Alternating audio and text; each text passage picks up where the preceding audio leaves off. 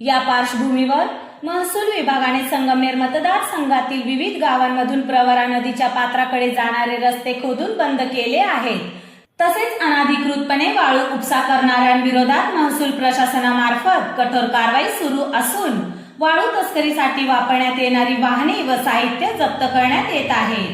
संबंधितांवर कायदेशीर कारवाई करण्याचे स्पष्ट आदेश आमदार अमोल खताळ यांनी संबंधित अधिकाऱ्यांना दिले आहेत.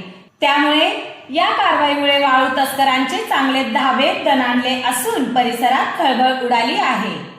वाळू तस्करांनी त्याचा गैरफायदा घेऊन घरकुलाच्या वाळूच्या नावाखाली इतर ठिकाणी वाळू उपसा करून काही व्हिडिओ रील सोशल मीडियामध्ये टाकण्याचा प्रयत्न केला आहे. त्यांच्यावरती कठोर कारवाई करण्याच्या सूचना राज्याचे जलसंपदा मंत्री आदरणीय आमदार राधाकृष्ण विखे पाटील साहेब तसेच माझ्या वतीने महसूल प्रशासन आणि पोलीस प्रशासनाला देण्यात आले आहेत. त्या अनुषंगाने मागील 8 दिवसापासून नदीपात्रालगत जे रस्ते आहेत ते रस्ते सुद्धा खणण्यात आले आहेत. तसेच ज्या ज्या वाहनाद्वारे वाळू तस्करी होत होती त्यांच्यावरती सुद्धा कठोर कारवाई करण्यात आल्या आहेत.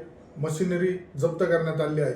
त्यामुळं यापुढील कालावधीमध्ये संगमनेर मतदारसंघामध्ये कुठल्याही प्रकारचं अवैध गौण खनिजाचं उत्खनन जर करताना तो कुठल्याही पक्षाचा कार्यकर्ता असेल त्याच्यावरती कठोर कारवाई करण्यात येईल.